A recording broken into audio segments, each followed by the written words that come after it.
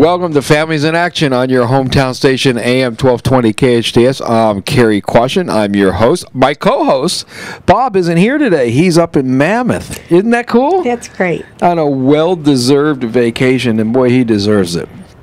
So I'm not a big Facebook person, but I've been looking at the pictures, and he's kind of leaving. You see pictures of Bob hiking and all kinds of stuff with his family. So how exciting is that? I'm real happy for him. So. Me too, because last year I brought him rocks from Mammoth with his initials in them. I got those. I still have some. That's true. Right. And when I saw pictures of him up there with his, what precious family he has. Doesn't he? Oh, he and I'm really thinking does. that beautiful, clean air and healthy things you do up there. Yeah, I'm jealous. Yeah, me too. Anyways, Action is brought to you by your local hometown station, AM 1220 KHTS, which we appreciate tremendously, and Action Family Counseling and Action Parent Teen Support Programs. Action Family Counseling is full, it's rehabilitation is what it is. We have intensive outpatients, residentials, I mean, you name it, we have it, and even interventions. And then the Parent Teen Support Program meets every Tuesday night here in Santa Clarita at Kenyon High School. We've been here forever. And if you have a teen, you should be there. And we now have a Spanish-speaking group that's over a year. Oh, and it's going well. Oh, it's really going great. It's growing It's good. over at Hart High School. Oh, it's been needed. Yeah, no, I was really excited about that. We were seeing the need, I mean, just grow and grow and grow. And finally, it had to happen. So it called for it, and we put it there. So I'm pretty proud of that group. Good. I really am. And today, I asked Mike Doherty. He works over at Henry Mayo. Hey, how are you? And I said, come on over and co-host it with me, because we have my favorite. You know what? I'm going to say it. I don't care. One of my favorite guests ever, Mary Chester. It's true. He tells me this. It really is true. She's a child welfare specialist from the Hart School District, and she's been how many years? 25. 25 last week. You started when you were 10? Thank you so much. I feel much better now. Yes, 25. And you know what? It doesn't feel like it's been that long. And people think, oh, times have changed, the kids have changed. No, they haven't. Things around them have changed, but the core problems are those simple, basic, down deep in the heart, pain, hurt that families do to each other. You know, you're absolutely right, but I'm gonna throw some things out, and then when we come back from, because he'll tell us break sooner or later. When we come back from break, we'll talk about it. But no, kids never change; they're always the same. And I always say it's, you know, when I'm talking to somebody, it's really the names are different. The stories are the same in 30 years. I've been doing this for that long. The stories are always the same, just different people. Yeah. You know, but it has changed dramatically in the last 20 plus years. We're talking about things that we never used to talk about. Talking about things we never talked about. There's not that many taboo situations anymore. But if you look at family, it is different. It is different. I mean, the normal average teenager spends between 2 and 10 minutes with mom and dad talking today. How was your day? It was good. How was school? It was okay. Any homework? I done it. Are you hungry? I ate. And they're right back to their rooms, back on that social media deal. The social media is the scariest part, because that's like the uninvited visitor who's moved into your home. And it multiplies. Moved in. Yeah. When we come back, I really want to talk about that a little bit more, because we see how it's impacting kids in school. Yeah, we absolutely. And think about it, though. We talk to our kids 2 minutes, maybe 10. Their kids' friends, they got them 16 plus hours a day. They got them at school. When they come home from school, if mom and dad are home, probably not. Someone's both at work. Little Johnny's on right there with his friends again. Facebook, on his uninvited house guest. That's right. I wouldn't call it a house guest. I'd call it a house liver. They live there. When we take a break, let's watch and see if Kerry updates his Facebook account. Exactly. So let's go ahead and take a break. I'm Kerry Quashen. I got Mike and Mary Chester with me today. So great show. Don't go nowhere. This is Families in Action on your hometown station, AM 1220 KHTS. Come on, people now, smile on your brother, everybody get together, try to love. Welcome back to Families in Action on your hometown station, AM 1220 KHTS. I'm Kerry Question. I'm your host. I do have a co-host with me today, Mike Doherty. Hi, how are you? Yeah, Bob's on vacation, Yeah, so I know. I And asked after you you to come. guys told me where he was, I was thinking maybe we got it backwards. You wanted to go to Mammoth, didn't Possibly. you? Nope, not going to happen. Oh, okay. You can't have both of you at the same time, huh? Well, I just got back from Carmel, so I don't know between the two. Oh. Well, That's Bob's having. nice. Yeah, that's right. Bob's having a great time in Mammoth, and you're having a great time with us. That's see? right, that's right. So everybody wins, and we have one of my favorite guests of all times here, Mary Chester, which is a Child welfare and attendance specialist. I knew that. I just want to hear you say it. How long? Tell us what that is before we talk about social media and all the other stuff. The job has changed significantly as laws have changed. And when I first started out, I was working with students who were struggling to go to school, and that was it. That was, we utilized the School Attendance Review Board, which was new also by law in the late 80s. SARB, and where we bring families in, and basically as a team we get together with the family and try to figure out what haven't we offered you, what more could we offer you, what are you willing to do. And I'll tell you, I am so grateful to be in this community because the resources here are fabulous. Absolutely. And Carrie, a lot of that is you. Oh. You never, and I mean, for me to say in 25 years, you have never said no if I've asked you, no matter what the problem, be it a parent with drug issues, student with drug issues, you have never said no. And if you haven't been able to make it happen immediately, you still make it happen and work to get whatever needs to be there together to make it happen. Well, this is a community. We all live here. Yeah. It takes a village. We if I can do my part, I'm surely going to do that.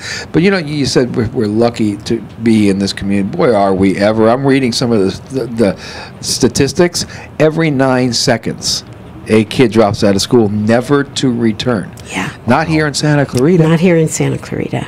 We work Every hard 9 to keep. seconds, Mary. Oh yeah, and a lot of times we're bringing these kids in from out of state. People are constantly enrolling in our schools. It's never, oh, August enrollment and the registrar's not busy for the next 9 months. They stay busy nonstop. People are coming out here. They're drawn to this community because of the schools, because of the services, because of the feel of this town. I'll tell you that when we moved out here, we were discussing, my wife and I, where we wanted to live, and we were living in La Crescenta, La Cañada then. And we looked at many communities, for real we did, because nothing's far in a car. And but we decided that we really wanted to raise our kids here in Santa Clarita, and a huge piece of that was the school districts. Absolutely. I'm very proud and honored to be a part of that and to see that huge wheel in motion, educating kids with caring teachers and Oh, yeah. innovative teachers. I think, I'd have maybe stayed in school longer if my teachers had been this much fun. Well, I think that's why we're not at that every 9 seconds, right?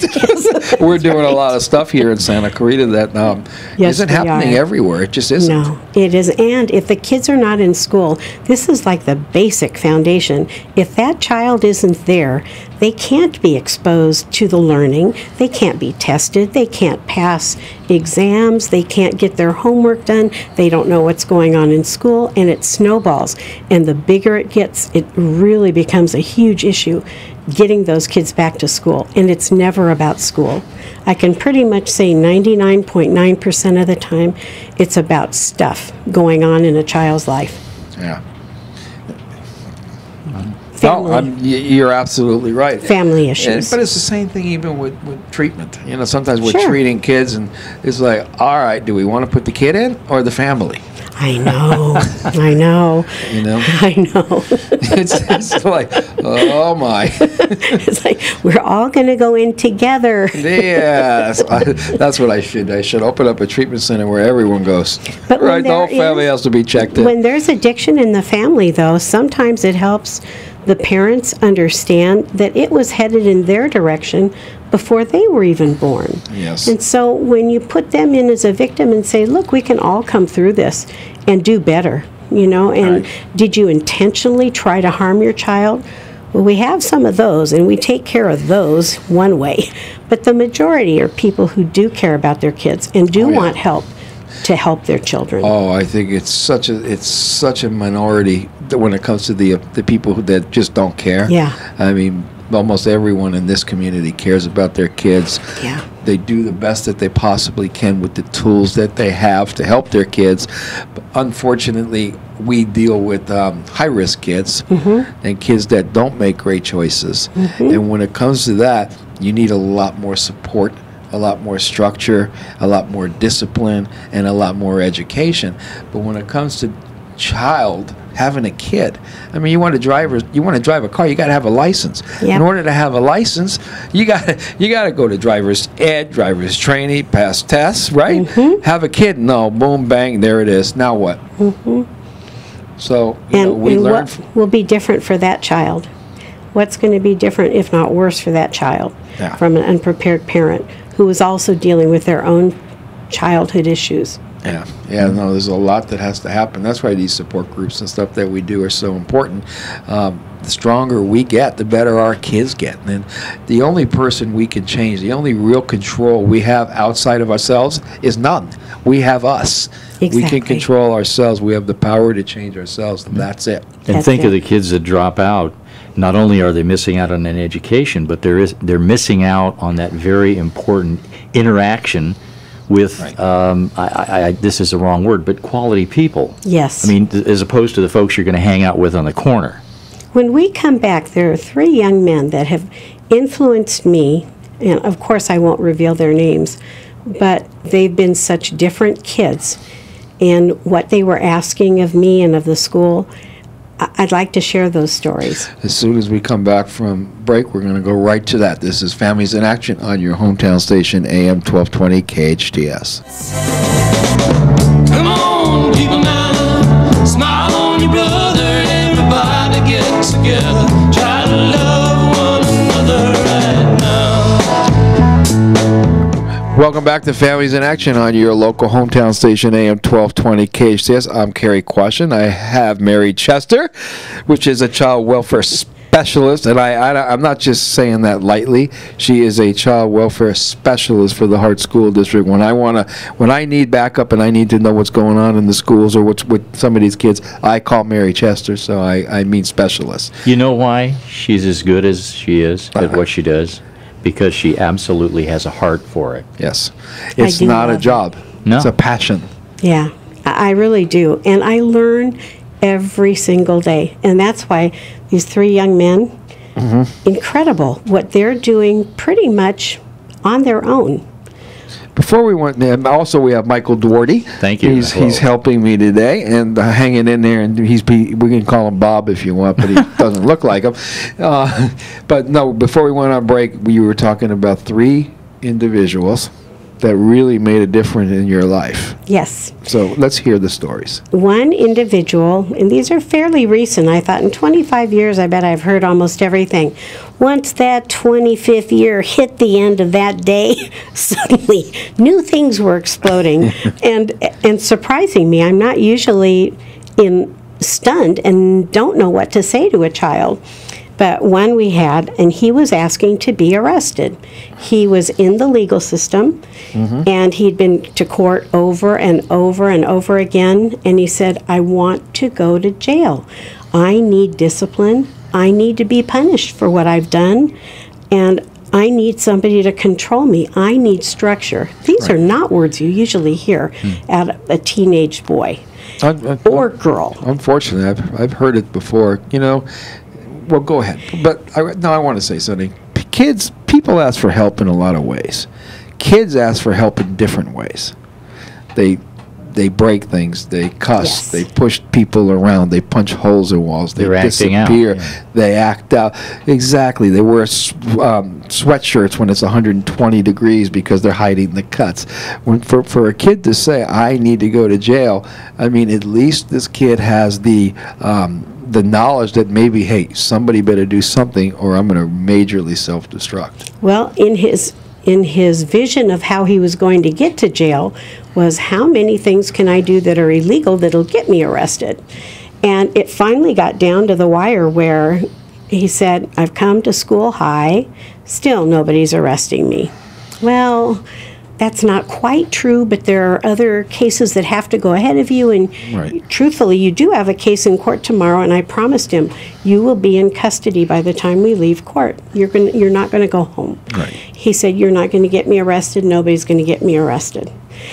He said, they're going to all let me down, because that's what adults do. Well, we were in court the next day. He went into custody, and the look of relief on his face, that's something else I've never seen in all my years of being in court. To see a child look relieved because finally they knew they were going to get the treatment that they needed. And it's drug treatment. Yeah, I had a kid that, well, I've had many, but you know what we hear from kids when they finally get put into rehab? What took my parents so long to do this? Why all of a sudden now are they paying attention to me? And then now to hear the adult end of that, the parent person is now saying, I still feel like I gave up on him. You haven't given up on him. By you continuing to do the same thing and not making him responsible for his actions, how loud do you need to hear us yell at you? He will die if he doesn't get help. He's going to die. And I've had students die, and it just is heartbreaking. That is one of those things you cannot back up. You wish that you could rewind that clock, set it back, and what could I do any differently? But like you said, Carrie, we can only control ourselves. We have no outside control on anything else out there. Yeah. I was just thinking, you know, we had a couple of kids, not kids, adults that had just passed away. One of them, clean and sober, was murdered. I just got an email yesterday that went through our program. Actually, was a school teacher. And then we had another one that I heard died yesterday. I'm sure it was an overdose. But do you know how many parents that I've dealt with in 30 years saying, I wish I would have. Yeah, I wish I would have. I know. And we always say that. I wish I would have done different, better, or more. But I wish I would have. What? Put them in rehab. Do this. I mean, so at the end of the day, being a parent's not easy. It's not easy. We have to make tough decisions. And when you see the commercials of the parents going, phew, they're back at school, yippee, it's, bonbon time for me. Oh, no, it isn't. Now the pressure's on. This is the tough part. Yeah. Then I have a news flash for them. When they grow up, you still don't. That's right. You're still on. 18's just a number. It really is. It is. It's just a number. It's like, but you're an adult now. Don't feel like it. So that was one of your stories. Do we have time for another one of her stories, or you want us to go on break? Tell us another one of the Another kids. one is a young man who, when he introduced himself to me, he introduced himself by saying, I've been in foster care since I was 15 months old. And he's been through numbers of foster homes. And he was a holy terror, and you could tell. And he knew it, and he finally got to the point where he said, because he tried to live out on the streets as an adult, but he finally figured out, he rented an apartment. He was able to do a lot of adult things other than get a job, a decent paying job. And he knew he had to have a high school diploma. So he came back to us, and it was terrific. There's a brand new law for foster care children. I'm the foster care liaison for the district, and this law allows students who come into your schools in the 11th and 12th grade who are credit deficient to graduate under the state of California graduation requirements. And he did it. He was our number one, the first one in the city of Santa Clarita that graduated with a high school diploma, and he will have a career. On that note, this is Families in Action on your hometown station, AM 1220 KHS. We will be right back. Come on, people now, smile on your brother. Welcome back to Families in Action on your hometown station, AM 1220 KHCS. I'm Kerry Quashen. I am your host. I got a co-host with me, Mike Doherty. Hi, how Thanks are you? for coming and being Bob today. My pleasure. And we have one of our favorite guests, don't we? Yes, absolutely. Mary Chester with the Hart School District. And we were just discussing how she never works, really, because she's very tan. Well, I don't know that she works, even forget the tan, because she's doing what she loves to do. So it's not work for her. So it's not really work. It's There you more go. of a lifestyle, isn't it? Yep.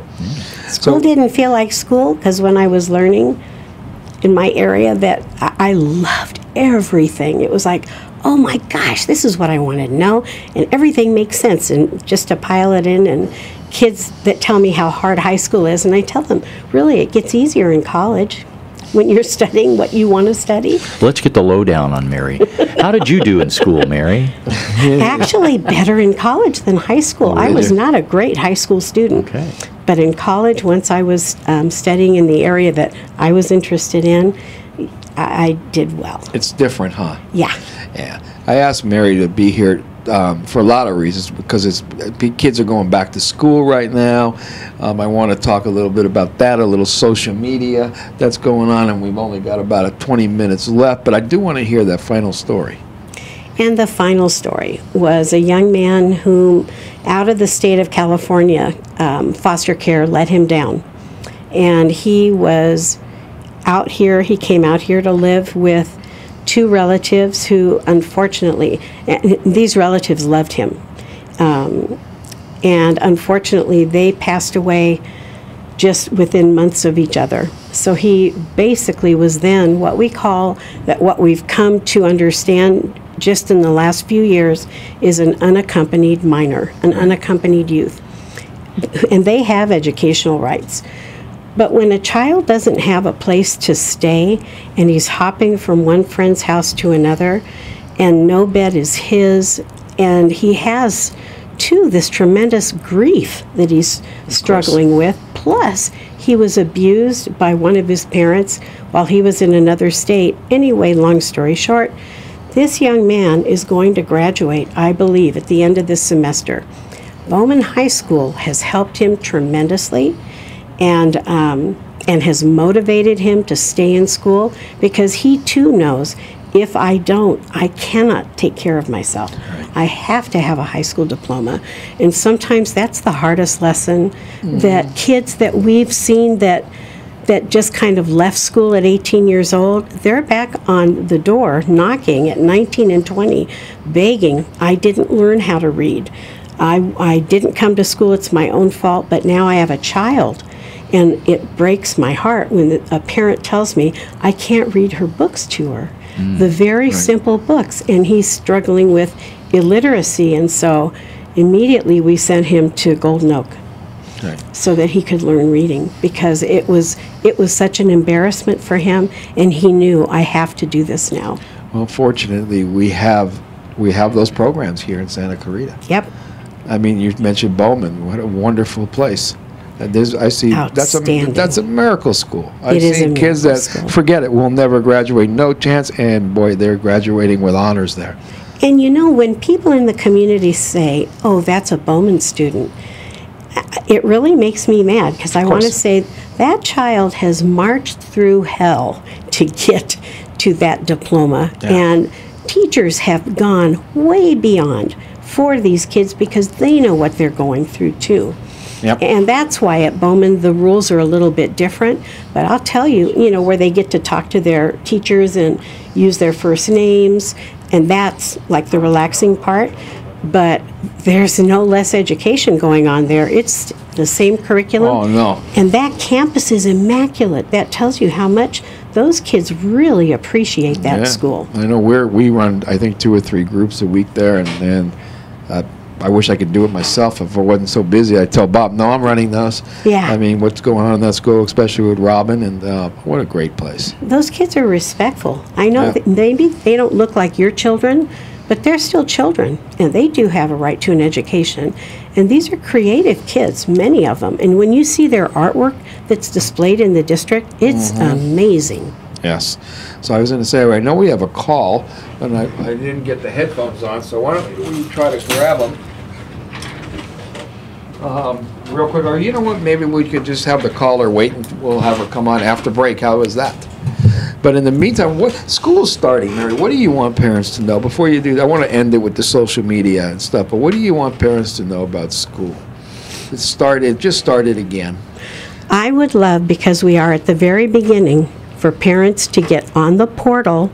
If you have a junior high school age child or a high school age student, get on the high school or get into the school portal and take a look and see how your child's doing. Have they been in school? Have they been passing their classes? Did they turn their homework in? You can access very easily. You can just click on the class. There's a little book. You click on that and it tells you what your child's percentage is already. How do they do this? They first need to contact the school. Okay. And then they're given an ability to log in as a parent. And then they have access to their child's information, including grades, including where they were that day, if they were tardy to class. For a parent to say at the end of a school semester, how did this happen? Well, how did you not pay attention?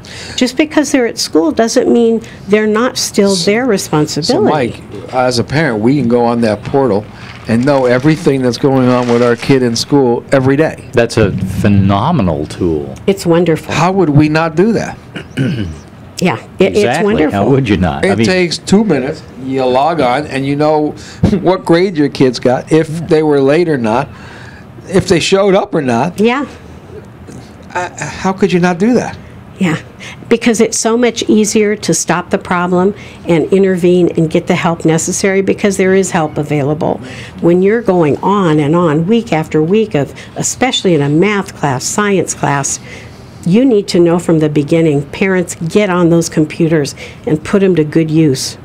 Very good. Great advice. This is Families in Action on your hometown station, AM 1220 KHTS. We're coming back.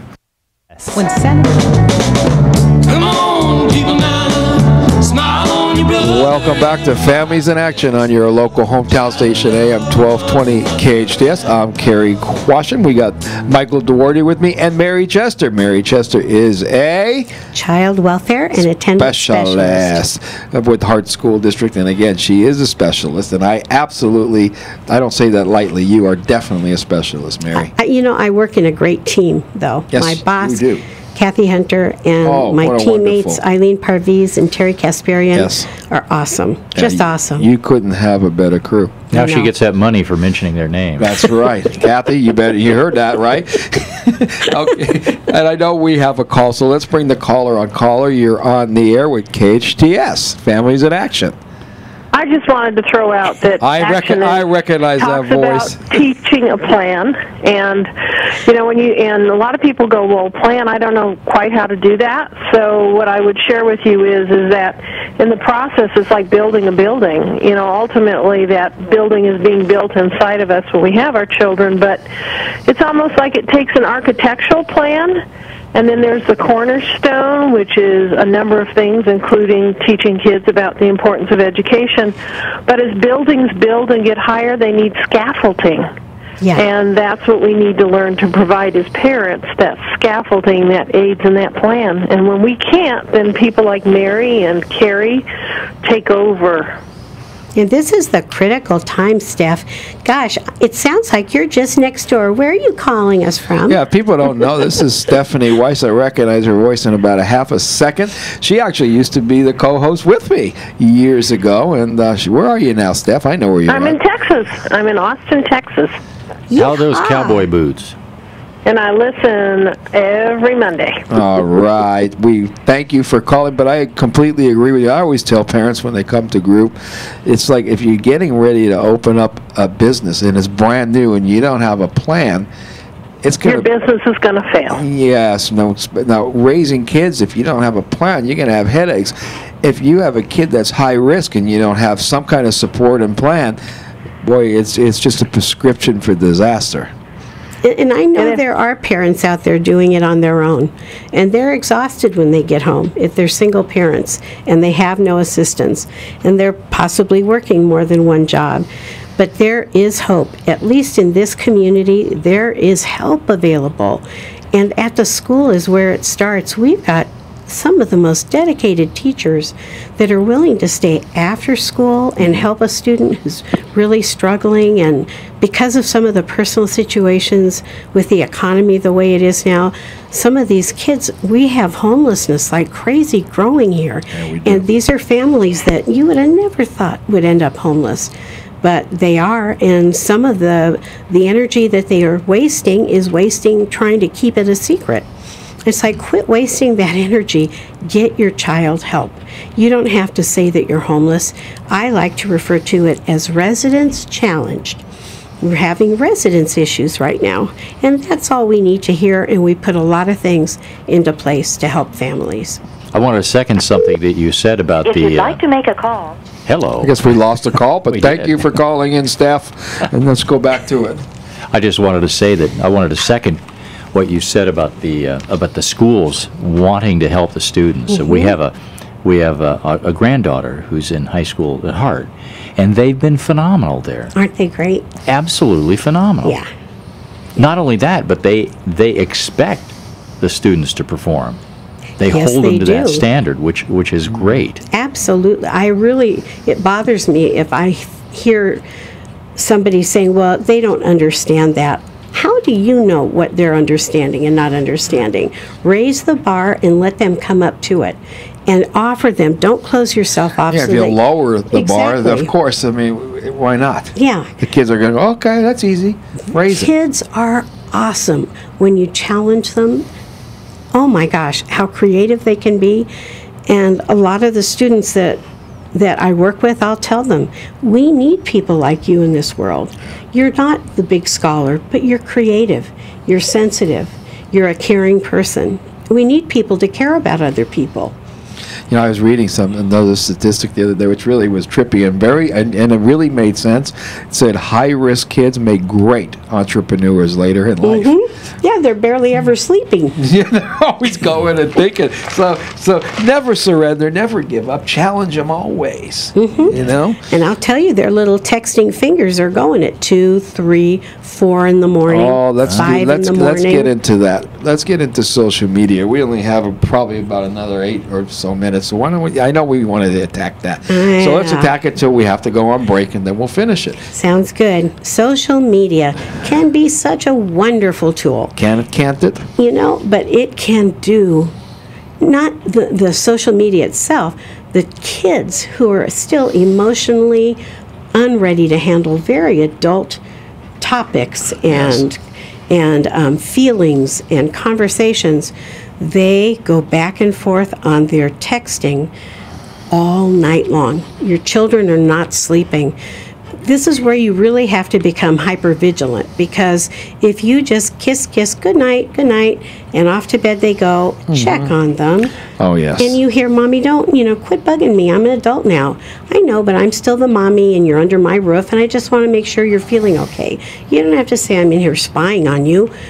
But really, the phone should come, they should all be on a desk somewhere, and so everybody can go to sleep, because kids are coming to school exhausted, then they don't or want not to come going to school. because they were up too late. Exactly. And what's going on in these conversations, some of the most vulgar things. There is nothing good going on in social media at 2, 3, 4, and 5 in the morning. I can promise you that.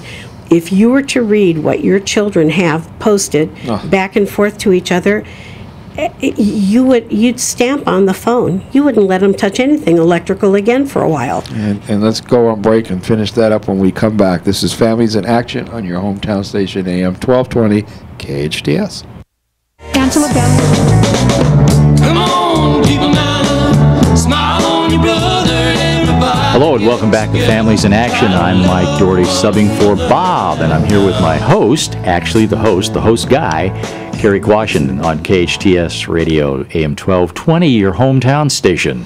And we are talking with Mary Chester, the school district. She's that specialist She's lady, that child, the lady with the family, heart. and Child welfare. welfare attendant specialist of the Hart School District. And before we went on break, we were talking about social Media. And bullying. We just started to get into bullying. Yes. It is not okay. And when we start to scratch a little at those the kids that are doing the bullying, they're being bullied too. And not not so unlikely is it that they're being bullied at home. And that really starts to open up wounds when we start to dig.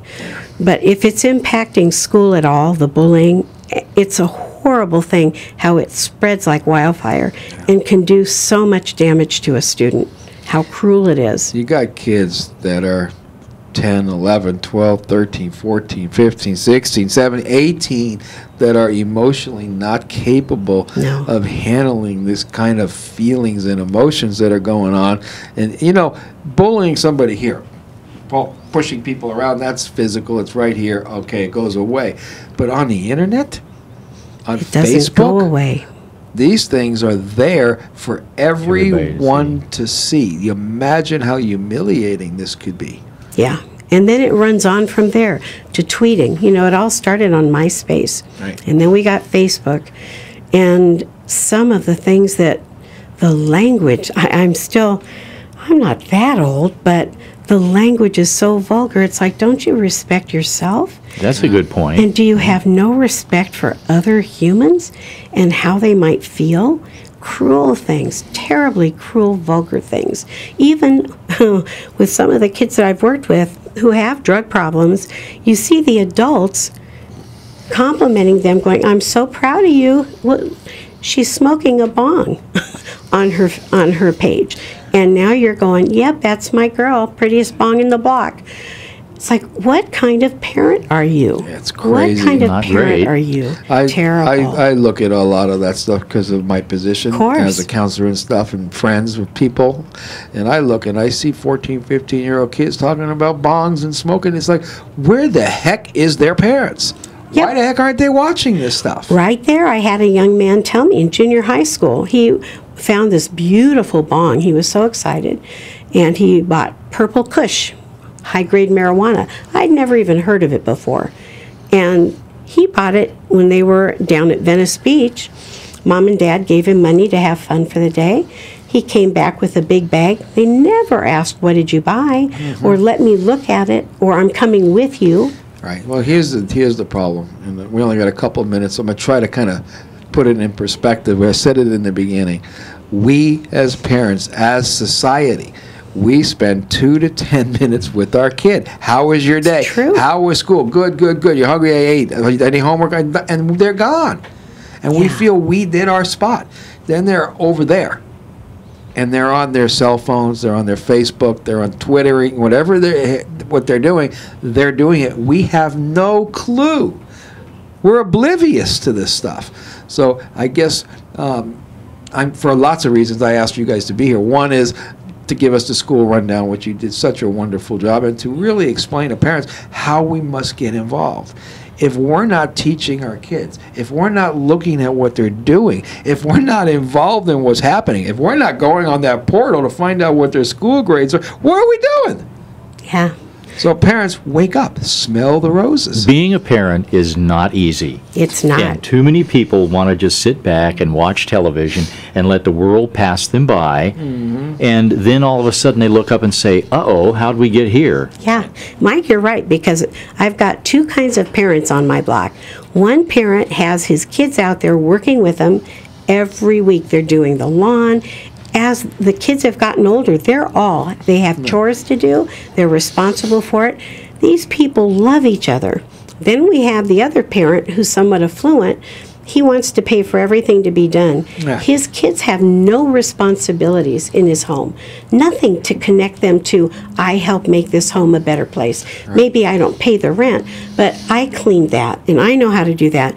Kids don't know how to clean, and you hear it from the employers that hire them. It's like, do you know how to do anything? Well, as a parent, we're not just obligated to teach our kids little stuff. No. It's the making of the beds, it's doing the laundry, care it's for how to themselves. care for themselves. I had a guy ask me the other day, he's 40-something years old, how do you shave your beard like that? I said, number 3. no one's ever taught them. You know what I'm saying? So we have that responsibility. I really want to thank you both for being here. This is a great show.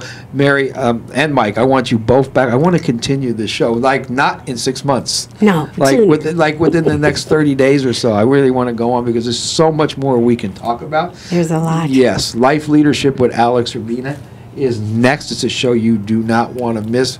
Mary Chester, you're wonderful. Mike, thanks a million for coming today. You bet, my pleasure. This is Families in Action, signing out.